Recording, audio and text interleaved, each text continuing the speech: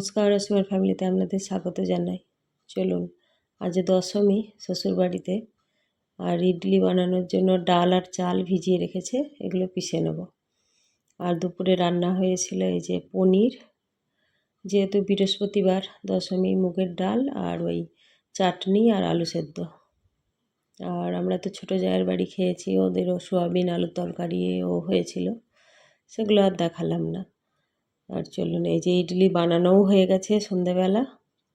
আর আমি আগের বারেও এসেছিলাম, তাও ইডলি বানিয়েছিলাম, এবারেও বলছে কাকিমা বানাও। তো এবারেও এই বানানো হচ্ছে, সবাই খাচ্ছে সুস্বাদু করে। তো যাই হোক, এই ভিডিওটা বেশি বড় হবে না, কেউ মিস করবে না, পুরোটা দেখবেন। আর এই যে দেখুন, ইডলি টিডলি খেয়ে আমার বড় যাও এসেছে কলকাতা থেকে, সবাই আমরা আবার ঠাকুর দর্শনে বেরিয়েছি। আজকেই লাস্ট পুজো, মাকে ওই মন্দির থেকে এখানে নিয়ে এসে বসায়।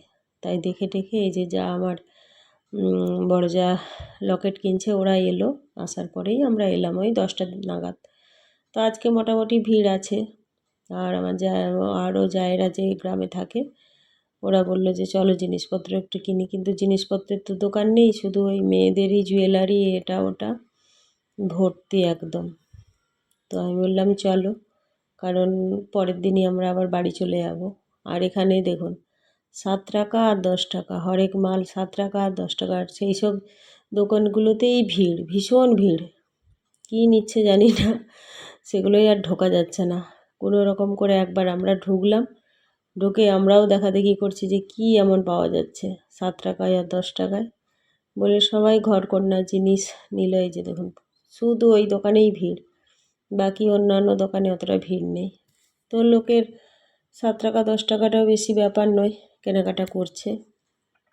তো যাই হোক, ভিডিওটা যদি ভালো লেগে থাকে অবশ্যই একটা লাইক, শেয়ার, কমেন্ট করবেন। আর সত্যি কথা বলতে ভীষণ গরম পড়েছে, ছেলের পরীক্ষাও আরম্ভ হয়ে গেছে, কলকাতা চলে এসেছি, 22 তারিখ থেকে পরীক্ষা আরম্ভ হয়ে গেছে।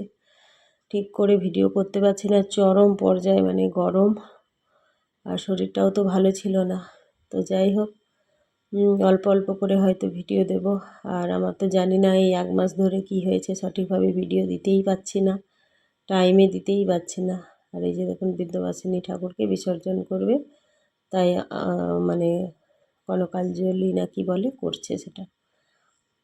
তো দেওয়াই যাচ্ছে না, কি জানি আগে গিয়ে কি হবে। যা রৌদ্র, কোথাও তো বেরোতেও পারছি না। আর ছেলের পরীক্ষা শেষ না হওয়া পর্যন্ত ঠিকঠাকভাবে ভিডিও বানাতে পারছি না। আর এই যে দেখুন মেলার অবস্থা, ভীষণ লোকজন এসেছে, আগেও ছিল, আমরা তো অনেক রাত্রি করে এসেছি। তবু যাই হোক, মানে ভালো লাগে গ্রামের মধ্যে এইসব লোকজন, কত পরিচিত লোকজন দেখা হয়। তারপরে আমরা সব জায়েরা মিলে একসঙ্গে যাই, খুব ভালো লাগে, খুব এনজয় করি। তো ভালো লাগলে অবশ্যই একটা লাইক, শেয়ার, কমেন্ট করবেন। যারা নতুন হয়ে থাকবেন অবশ্যই একটা সাবস্ক্রাইব করবেন। তাই এই যে খাজা দেখে পুরীর কথা তো মনে পড়েই, তো আমি 1 কিলো খাজা নিলাম যে সবাই মিলে বেটে খাবো। তো দেখতে যতটা সুস্বাদু লেগেছে, আর জিলিপি তো নিয়েই গেছিলো, কিন্তু খেতে অতটা সুস্বাদু হয়নি, কি শক্ত। তো নিয়ে সবাইকে দিলাম, আমরাও খেলাম। তো যাই হোক, ভিডিওটা যদি ভালো লেগে থাকে অবশ্যই লাইক করবেন।